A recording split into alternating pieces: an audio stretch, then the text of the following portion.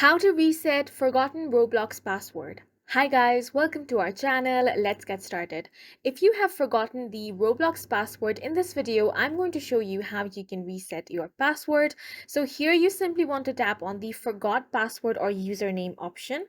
Now, there are two ways on how you can reset your password. The first one is using your phone number. If you don't want to use that, you can also use your email. So for that, tap on Use Email to Reset Password option. Now you simply have to enter your email.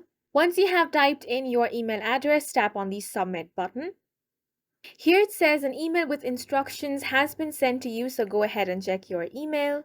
So this is the email that I have received. Here it says Roblox account password reset. So you simply want to tap on the Reset Password button. Now you have the option to create a new password. You will have to re-enter your password one more time to confirm it, and after that tap on the Submit button.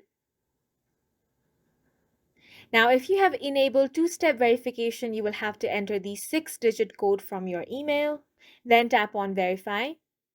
And now, as you can see, your password has been reset, and that's it for this video. We hope you guys found it helpful. Please make sure to hit the like button and subscribe for more helpful tutorials.